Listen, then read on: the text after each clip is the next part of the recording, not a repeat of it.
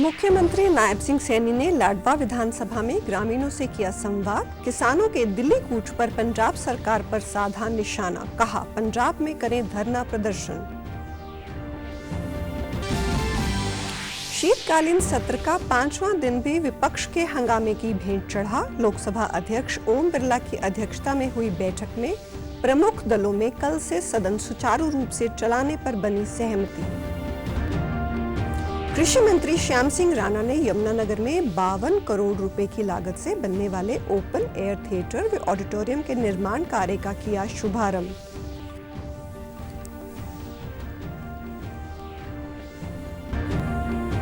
और प्रदेश सरकार ने शहीदों और समाज के प्रबुद्ध नागरिकों के सम्मान में 5 कॉलेजों का नामकरण करने का लिया निर्णय। मुख्यमंत्री नायब सिंह सैनी ने दी मंजूरी।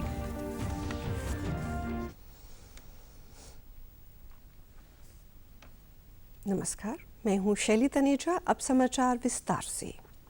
मुख्यमंत्री नायब सिंह सैनी आज लाडवा विधानसभा की ग्राम पंचायत बीड़ पीपली, खानपुर, मांगोली जटान और छपरा में आयोजित धन्यवाद समारोह में शामिल हुए। गांव बीड़ पीपली में पहुंचने पर मुख्यमंत्री का ग्रामवासियों ने स्वागत करते हुए उन्हें पगड़ी पहनाकर सम्मानित किया। इस अवसर पर ग्रामवासियों की ओर से मुख्यमंत्री को मांग पत्र भी सौंपा गया। मुख्यमंत्री ने ग्रामवासियों की समस्याओं को सुना और अधिकारियों को उनका निवारण करने के आदेश भी दिए।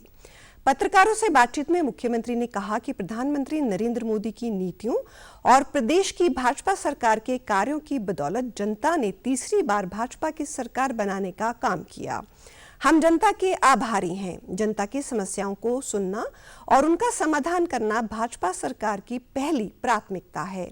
भाजपा की डबल इंजन की सरकार ने अनेक ऐतिहासिक काम किए हैं और हर वर्ग को लाभ देने का काम किया है। उन्होंने कहा कि कांग्रेस के शासनकाल में देश में जितनी तेजी के साथ विकास होना चाहिए था उतना नहीं हो पाया। कांग्रेस के पास अब कोई मुद्दा नहीं है और झूठ का सहारा ले रही है।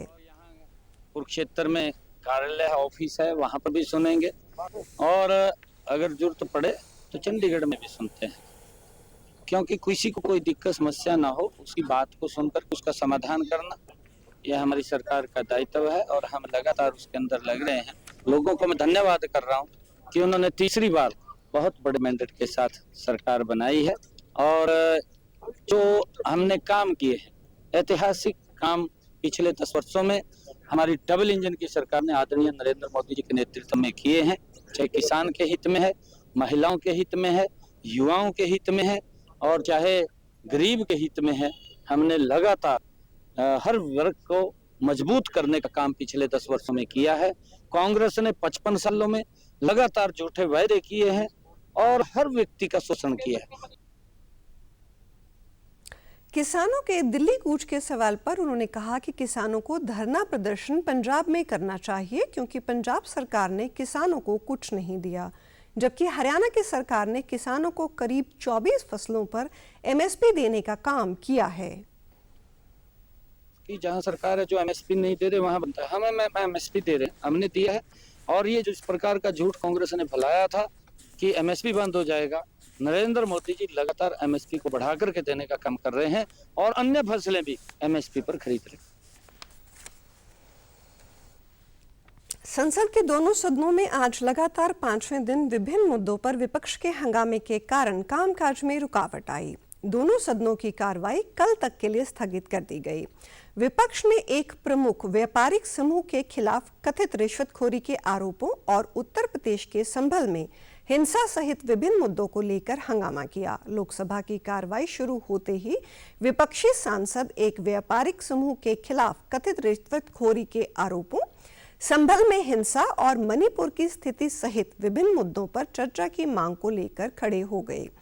अध्यक्ष ओम बिरला ने प्रश्नकाल शुरू करने की कोशिश की, लेकिन विपक्ष की नारेबाजी जारी रही। शोर शराबे के बीच जहाज रानी मंत्री सर्बानंद सोनोवाल ने तटीय जहाज रानी विधेयक 2024 पेश किया।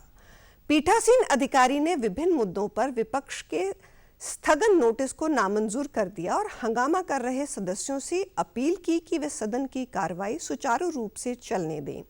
लेकिन विपक्ष पर इसका कोई असर नहीं हुआ। अध्यक्ष ओम बिरला ने प्रश्नकाल चलाने की कोशिश की, लेकिन विपक्ष का हंगामा जारी रहा। उधर राज्यसभा में भी विपक्ष ने इन्हीं मुद्दों को लेकर हंगामा किया। कांग्रेस, समाजवादी पार्टी, आम आदमी पार्टी, डीएमके के सदस्यों के हंगामे के बीच सभापति जगदीप धनखड़ ने प्रश्नकाल चलाने की कोशिश की, लेकिन यह संभव नहीं हो पाया। इसलिए सदन की कार्रवाई दिन भर के लिए स्थगित कर दी गई। Achieving precisely the antithesis of what our Constitution ordains in reverence to the framers of our Constitution and the innumerable patriots who made supreme sacrifice, I implore this House to permit me to proceed with the business listed on today's agenda. इससे पहले सवेरे जब कार्रवाई शुरू हुई तो सभापति ने विपक्षी सांसदों द्वारा दिए गए स्थगन नोटिस को खारिज कर दिया। दोपहर बाद लोकसभा अध्यक्ष ओम बिरला ने सभी प्रमुख राजनीतिक दलों के साथ बैठक की, जिसमें सभी दलों ने कल से सदन की कार्रवाई सुचारू रूप से चलाने पर अपनी सहमति जताई। प्रधानमंत्री नरेंद्र मोदी ने पुलिस से डिजिटल धोखाधड़ी, साइबर अपराध और कृत्रिम मेधा जैसे खतरों से उत्पन्न चुनौतियों को अवसर में बदलने का आह्वान करते हुए कहा कि वे कृत्रिम मेधा और आकांक्षी भारत में देश की ताकत का दोहन करें। वो कल ओडिशा के भुवनेश्वर में पुलिस महानिदेशकों और महानिरीक्षकों के अखिल भारतीय सम्मेलन के समापन दिवस पर बोल रहे थे। उन्होंने कहा कि 3 दिवसीय सम्मेलन के दौरान सुरक्षा चुनौतियों के राष्ट्रीय और अंतर्राष्ट्रीय आयामों पर व्यापक चर्चा की गई। उन्होंने चर्चाओं से उभरी जवाबी रणनीतियों पर संतोष व्यक्त किया। पीएम मोदी ने पुलिस से रणनीतिक, सतर्क, अनुकूलनीय, विश्वसनीय और पारदर्शी बनकर स्मार्ट पुलिसिंग का मंत्र अपनाने का आह्वान किया। शहरी पुलिसिंग में की गई पहल की सराहना करते हुए उन्होंने सुझाव दिया कि प्रत्येक पहल को देश के 100 शहरों में पूरी तरह से लागू किया जाना चाहिए। पीएम ने पुलिस बल के कार्यभार को कम करने के लिए प्रौद्योगिकी के उपयोग का आह्वान किया। उन्होंने पुलिस से विकसित भारत के दृष्टिकोण के साथ तालमेल बिठाने और अपने दृष्टिकोण को आधुनिक बनाने का आह्वान किया। प्रधानमंत्री ने समापन सत्र के दौरान खुफिया ब्यूरो के अधिकारियों को विशिष्ट सेवा के लिए राष्ट्रपति पुलिस पदक वितरित किए। 3 दिवसीय सम्मेलन के दौरान आतंकवाद, वामपंथी उग्रवाद, साइबर अपराध, आर्थिक सुरक्षा, आवरण, तटीय सुरक्षा और मादक पदार्थों की तस्करी जैसे मुद्दों पर चर्चा की गई। साथ ही बांग्लादेश और म्यांमार के साथ सीमा पर उभरती सुरक्षा चिंताओं पर भी विचार विमर्श किया गया। प्रधानमंत्री ने बहुमूल्य जानकारी दी और पुलिसिंग व राष्ट्रीय सुरक्षा के लिए भविष्य का रोड मैप तैयार किया। प्रदेश के कृषि मंत्री श्याम सिंह राणा यमुनानगर में बनने वाले ओपन एयर थिएटर व ऑडिटोरियम के भूमि पूजन कार्यक्रम में शामिल हुए और निर्माण कार्य का शुभारंभ किया। उन्होंने बताया कि यमुनानगर में 5.5 एकड़ में करीब 52 करोड़ रुपए की लागत से ओपन एयर थिएटर का निर्माण किया जाएगा। उन्होंने कहा कि इंडोर ऑडिटोरियम में एक साथ 1000 दर्शकों के वातानुकूल वातावरण में बैठने की व्यवस्था होगी। पूर्व मुख्यमंत्री मनोहर लाल व वर्तमान मुख्यमंत्री नायब सिंह सैनी के अथक प्रयासों से हमारे जिले को ये सौगात मिली है। बता दें कि 13 अगस्त को मुख्यमंत्री ने पंचकूला से वीडियो कॉन्फ्रेंसिंग के माध्यम से ऑडिटोरियम व ओपन एयर थिएटर का शिलान्यास किया था। तो मीटिंग करने का फायदा रहेगा। 5.5 एकड़ जमीन है जिसके अंदर ये सारा कॉम्प्लेक्स बन जाएगा। ये हॉल है, इसमें 1000 की कैपेसिटी है और 500 की बाहर रहेगी। गाड़ियों की रुकने की जगह भी है काफ़ी। इससे बहुत बड़ा फायदा होगा। निगम के सारे दफ्तर यही हो जाएंगे। वहीं किसानों के दिल्ली कूच पर कृषि मंत्री श्याम सिंह राणा ने कहा कि हरियाणा में कानून व्यवस्था किसी को हाथ में नहीं लेने दी जाएगी। अगर कोई पैदल जाना चाहे तो कोई एतराज नहीं है, लेकिन अगर पंजाब की तरह हरियाणा में व्यवस्था खराब हुई तो प्रदेश को आर्थिक नुकसान होगा। अगर पैदल जाना चाहे उसको कोई इतराज भी नहीं हो सकता पैदल जाने से। लेकिन जिस तरह से पंजाब के अंदर एजुटेशन किया उन्होंने, वहाँ की अर्थव्यवस्था को भी खराब कर दिया। ऐसा हरियाणा में तो नहीं होने देंगे, क्योंकि शांति प्रिय ढंग से कोई भी अपनी बात करे तो उसमें तो कोई दिक्कत नहीं, लेकिन कोई रास्ता रोक के कोई दिक्कत पैदा करे जनता के लिए, कानून व्यवस्था को बिगाड़े, ये बर्दाश्त नहीं होगा। कानून व्यवस्था को बिगाड़ेगा वो तो दिल्ली छोड़ 4 किलोमीटर में जाएगा। बिल्कुल, दिल्ली तो दूर है। सही बात है। ये ऐसा नहीं होने देंगे भी कानून व्यवस्था शांति प्रिय ढंग से कोई पैदल जाता है, एक आदमी उसकी दिक्कत है। प्रदेश सरकार ने शहीदों और समाज के प्रबुद्ध नागरिकों के सम्मान में प्रदेश के 5 कॉलेज का नामकरण करने का निर्णय लिया है। इस संबंध में मुख्यमंत्री नायब सिंह सैनी द्वारा प्रशासनिक मंजूरी प्रदान दी गई है। सरकारी प्रवक्ता ने बताया कि सरकार ने जनता की मांग को पूरा करते हुए राजकीय महिला महाविद्यालय लोहारू का नाम सावित्रीबाई फूले के नाम पर करने का निर्णय किया है। सरकार का ध्येय है कि सावित्रीबाई फूले जैसे महान शख्सियत के आदर्शों, मूल्यों और कार्यों से हमारी वर्तमान व भावी पीढ़ी सदैव प्रेरणा लेती रहे और समाज निर्माण में अपना बहुमूल्य योगदान दे। इसके अलावा राजकीय महिला महाविद्यालय बावल का नाम सावित्री देवी मोतीलाल तथा राजकीय महाविद्यालय कनीना का नाम पितामह कान्हा सिंह के नाम पर किया जाएगा। इसी प्रकार जनसंवाद कार्यक्रमों में प्राप्त हुए प्रतिवेदनों पर संज्ञान लेते हुए मुख्यमंत्री ने महिला कॉलेज रतिया का नाम शहीद देवेंद्र सिंह के नाम पर करने को भी मंजूरी प्रदान की। वहीं राजकीय महाविद्यालय बहरामपुर का नाम शहीद नायब सूबेदार महेंद्र कुमार के नाम पर किया जाएगा। ये प्रतिवेदन भी जनसंवाद कार्यक्रम में प्राप्त हुआ था। वस्तु और सेवा कर का सकल संग्रह इस वर्ष नवंबर में पिछले वर्ष की इसी अवधि की तुलना में 8.5% बढ़कर 1,82,000 करोड़ रुपए से अधिक हो गया है। ये पिछले साल नवंबर में 1,68,000 करोड़ रुपए था। इस वर्ष नवंबर में केंद्रीय जीएसटी संग्रह 34,141 करोड़ रुपए और राज्य जीएसटी संग्रह 43,047 करोड़ रुपए रहा। एकीकृत जीएसटी संग्रह 51,828 करोड़ रुपए और उपकार 13,253 करोड़ रुपए रहा। अक्टूबर में सकल जीएसटी संग्रह 9% बढ़कर 1,87,000 करोड़ रुपए से अधिक हो गया था। जीएसटी संग्रह में ये बढ़ोतरी घरेलू बिक्री में वृद्धि और नियमों के बेहतर अनुपालन से हुई है। प्रदेश की स्वास्थ्य मंत्री आरती सिंह राव ने पलवल के सचिवालय में जिला लोक संपर्क एवं परिवाद समिति की मासिक बैठक में लोगों की समस्याएं सुनी। इस दौरान उन्होंने 12 में से 8 शिकायतें मौके पर समाधान किया और शेष 4 शिकायतों के संदर्भ में अधिकारियों को आवश्यक निर्देश दिए। आरती राव ने अधिकारियों से कहा कि आमजन की समस्या को त्वरित निपटाया जाए। उन्होंने कहा कि नागरिक अस्पताल में नर्सिंग कॉलेज को शुरू करने पर विचार किया जाएगा। प्रदेश के सभी नर्सिंग कॉलेजों को जल्द ही शुरू कर दिया जाएगा। सरकार द्वारा प्रदेश में फायर एनओसी लेने के निर्देश जारी किए गए हैं। नियमों की अवहेलना करने वाले अस्पतालों, स्कूलों और कॉलेजों के खिलाफ सख्त कार्रवाई अमल में लाई जाएगी। आरती राव ने कहा कि विधायक रघुबीर सिंह तेवतिया द्वारा बैठक में पृथला विधानसभा क्षेत्र के गांव में जर्जर सड़कों का मुद्दा उठाया गया है और इस संदर्भ में अधिकारियों को निर्देश दिए गए हैं। आप हमें 1 जनवरी तक एक केस में, एक में 28 फरवरी तक, और देखिए जहाँ इंक्वायरी होनी है वहाँ इंक्वायरी करवा रही हूँ और अगली ग्रीवेंस मीटिंग तक मैं जरूर इनसे आंसर लूंगी कि क्या हुआ इनका। अब तो हमने हरियाणा सरकार ने लिखा दिया है कि हर अस्पताल के पास एक फायर एनओसी होना लाजमी है, तो सब में होनी चाहिए, नहीं तो अस्पताल बंद हो। जी बिल्कुल जांच होगी और उसका मैंने बोला है कि अगले हफ्ते में 7 दिन में वो बताएंगे कि क्या हो रहा है और क्यों ये सड़कें तोड़ी जा रही हैं और फिर बनाई जा रही हैं।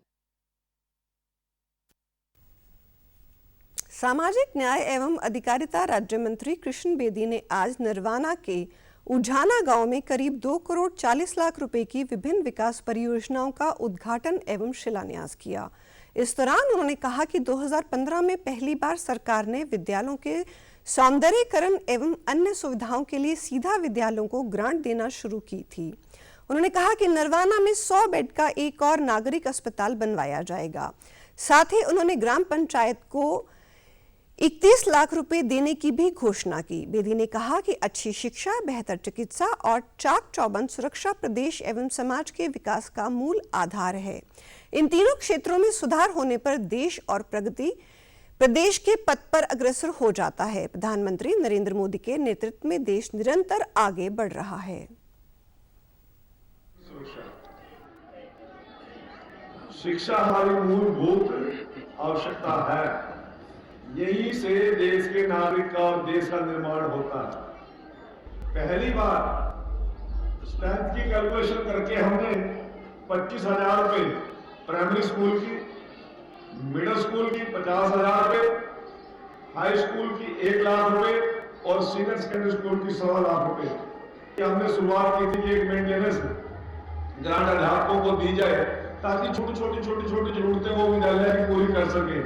आप में से किसको ध्यान है, ये 2015 से हमने शुरुआत की थी, इससे पहले मेंटेनेंस का कोई फंड था। दूसरा मेरा ध्यान है चिकित्सा पे। हमारा सिविल हॉस्पिटल नरवाड़ा बिल्कुल जर्जर हालत में है। मैं आप लोगों को विश्वास दे के जा रहा हूँ कि आने वाले दिनों में इसको 100 बेडेड और टोटली फुल्ली AC में सिविल हॉस्पिटल बनाने जा रहा है। और रही बात सुरक्षा की, सुरक्षा इतनी मजबूत करेंगे हम नरवाड़ा की नहीं पूरे हरियाणा की कि रात के 12 बजे मेरी धी बेटी पूरे जेवर पहन के सड़क पर अकेली जाएगी, किसी गुंडा तत्व की हिम्मत नहीं होगी उसके साथ आग उठा।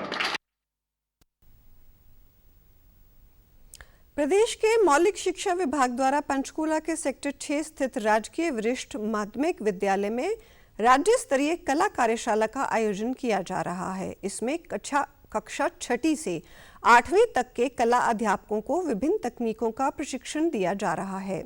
कार्यक्रम की समन्वयक अमनप्रीत कौर ने बताया कि प्रथम चरण में 2 जिले करनाल व कैथल के अध्यापकों को प्रशिक्षित किया जा रहा है। मास्टर ट्रेनर भीम सिंह ने कहा कि कला विधा का क्षेत्र बहुत ही विकसित है। इस बार जिलों के चुने हुए सभी कला अध्यापकों को कार्यशाला में आने का मौका दिया गया है।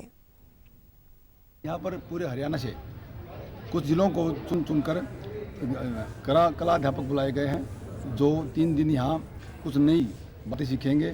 जैसे ऑयल पेस्टल है, वाटर कलरिंग है, स्टिल लाइफ है, रंगोली है, मास्क मेकिंग वगैरह जो भी है सिलेबस दिया गया है विभाग के द्वारा, वो सभी कार्य यहाँ चल रहा है। सबसे बड़ी बात तो ये है कि विभाग द्वारा पहले चुनकर कला अध्यापकों को बुलाया जाता था यहाँ पर, लेकिन अब की बार बड़े मज़े की बात यह है कि जिन जिलों में लेटर गया है पूरे जिले के कला अध्यापकों को बुलाया गया है और उनके मन में इतना उत्साह भरा हुआ है कि सभी कला अध्यापक पूरे जोश के साथ नए नए कार्य सीखने के लिए उत्तेजित हैं। प्रशिक्षण प्राप्त करने आए अध्यापकों ने बताया कि इस कार्यशाला में आने के बाद उनकी कला को नई उड़ान मिली है। अब वो अपने बच्चों को प्रशिक्षण देकर उन्हें बेहतरीन कलाकार बनाएंगे। सबसे जो बड़ी बात है, हम साथी आज करीब 20 साल के बाद इकट्ठे हुए, जो कि हमारे लिए एक बहुत ही शुभ मिलन है। और उसके बाद दूसरी बात, जो हमारे इस प्रोग्राम में नए नए रंगों को यूज करने की विधि और नई नई कला, जो हम कुछ समय से कुछ चीज़ें हम भूल चुके थे, उनकी याद दोबारा ताज़ा हुई और हमको बहुत कुछ सीखने को मिला। और हम ये कहना चाहते हैं कि ये हमारे विभाग का एक बहुत ही सराहनीय है। अपने शिक्षा विभाग का धन्यवाद करती हूँ कि उन्होंने हमें यहाँ पहुँचने का एक मौका दिया। इस कार्यशाला में आकर हमें बहुत कुछ सीखने को मिल रहा है, नई नई टेक्निक्स के बारे में जानकारी मिल रही है और मैं उम्मीद दिलाती हूँ कि अपने विद्यालय में जाकर मैं अपने बच्चों को यही कुछ सिखाऊंगी जो नई नई टेक्निक्स हम यहाँ सीख के जा रहे हैं। चंडीगढ़ के टैगोर थिएटर में पार्श्व गायक शब्बीर कुमार सहित अनेक सुप्रसिद्ध गायकों ने शानदार गायकी से श्रोताओं का मनोरंजन किया। कलाकारों की हौसला अफजाई के लिए प्रदेश के विधानसभा अध्यक्ष हरविंदर कल्याण अपनी धर्मपत्नी के साथ मौजूद रहे। वाइब्रेशन म्यूजिक ग्रुप की ओर से आयोजित सालाना संगीत संध्या शाम 5 बजे शुरू होकर रात 9 बजे तक जारी रही। मोहम्मद रफी, किशोरदा और मुकेश को समर्पित इस कार्यक्रम का आयोजन हरियाणा के कला एवं सांस्कृतिक कार्य विभाग के सहयोग से किया गया।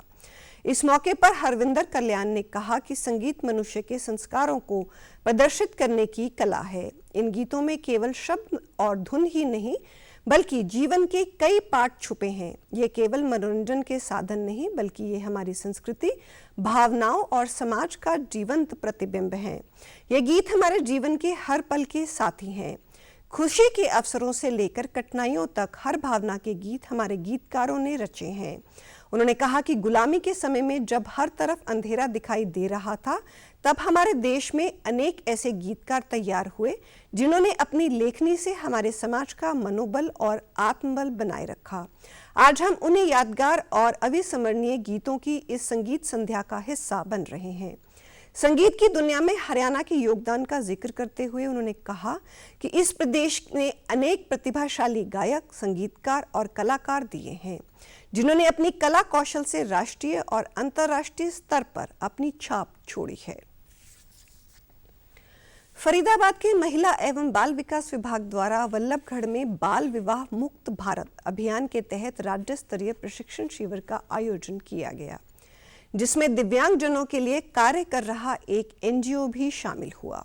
इस कार्यक्रम में आंगनवाड़ी वर्करों को बाल विवाह मुक्त अभियान को सफल बनाने हेतु प्रशिक्षित किया गया।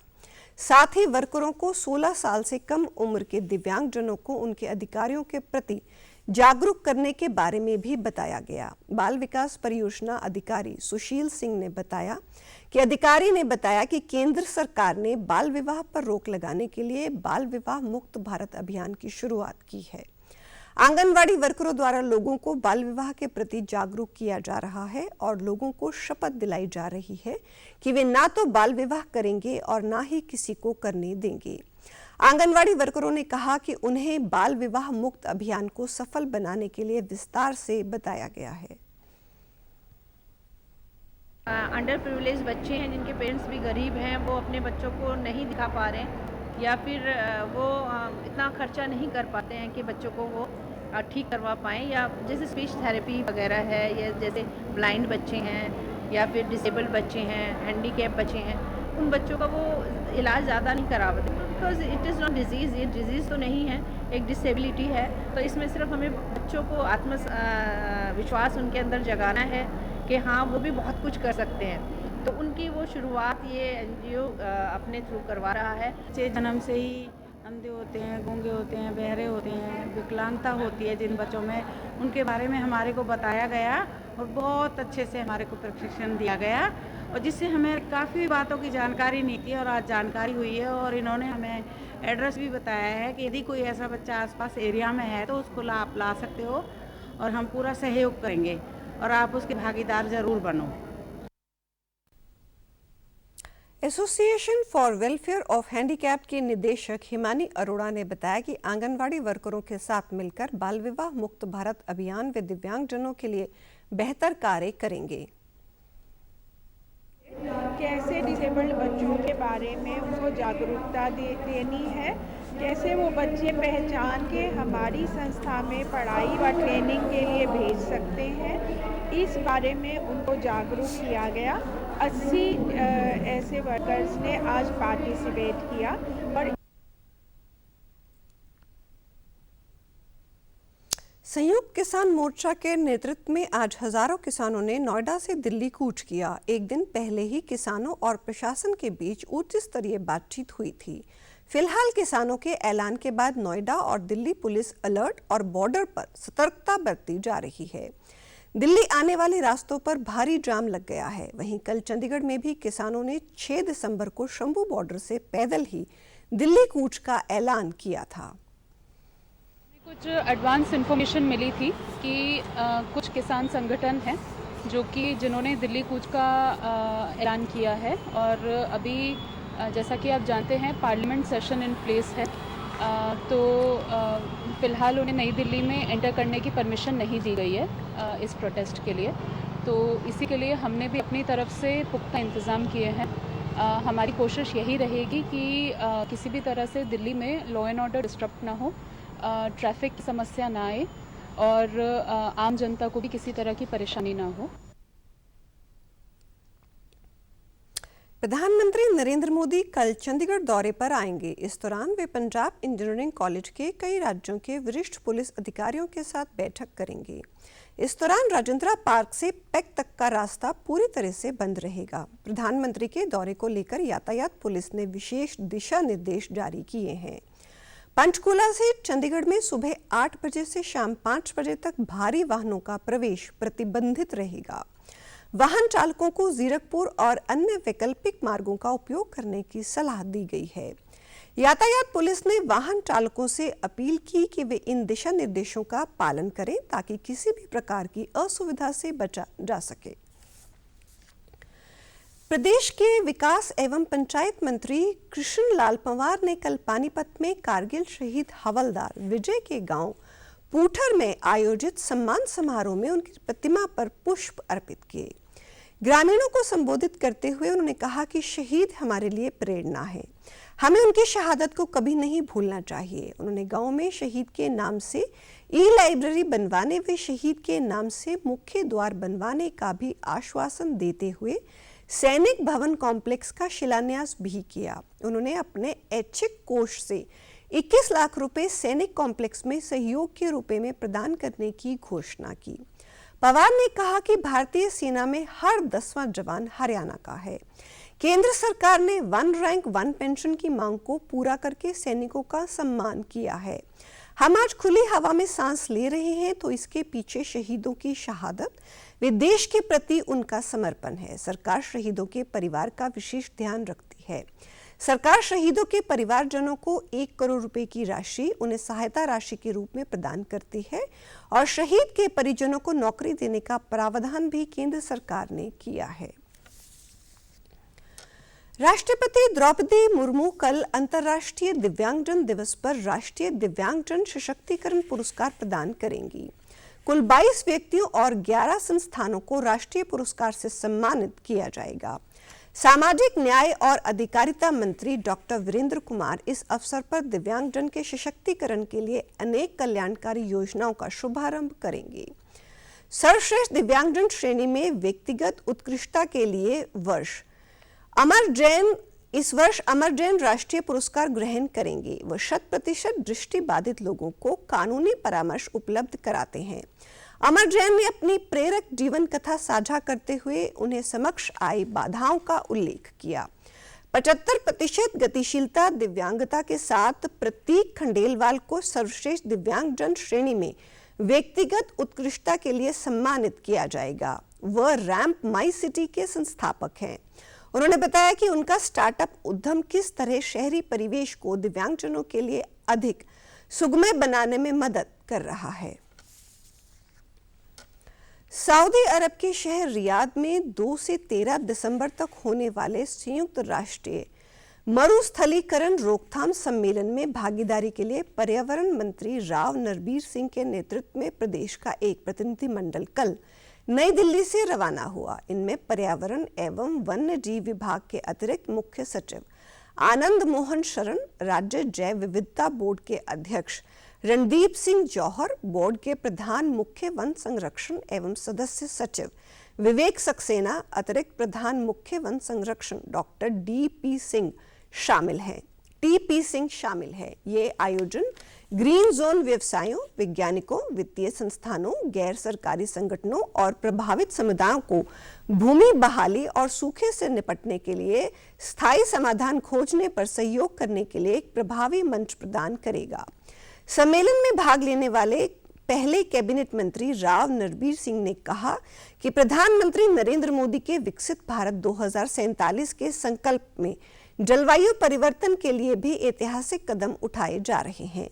पीएम का मानना है कि विकसित देश विकासशील देशों को तकनीकी और वित्तीय सहायता प्रदान करें ताकि जलवायु परिवर्तन के खिलाफ लड़ाई को प्रभावी बनाया जा सके। उन्होंने कहा कि प्रधानमंत्री के नेतृत्व में शुरू की गई राष्ट्रीय सौर मिशन और जल जीवन मिशन जैसी योजनाएं सार्थक रूप से आगे बढ़ रही हैं। भारत पेरिस समझौते के लक्ष्यों को प्राप्त करने के लिए पूरी तरह प्रतिबद्ध है। उन्होंने सम्मेलन को वैश्विक सहयोग और अनुभव साझा करने का बेहतरीन अवसर बताते हुए कहा कि जलवायु परिवर्तन की चुनौती को अकेले हल नहीं किया जा सकता। इसके लिए सभी देशों का संयुक्त प्रयास आवश्यक है। इस वर्ष अप्रैल से सितंबर के दौरान पिछले वर्ष की इस अवधि की तुलना में देश में प्रत्यक्ष विदेशी निवेश में 45% की बढ़ोतरी दर्ज की गई। उद्योग एवं आंतरिक व्यापक संवर्धन विभाग के अनुसार प्रत्यक्ष विदेशी निवेश से लाभान्वित होने वाले क्षेत्रों में कंप्यूटर सॉफ्टवेयर और हार्डवेयर, दूरसंचार, ऑटोमोबाइल और फार्मास्यूटिकल शामिल हैं।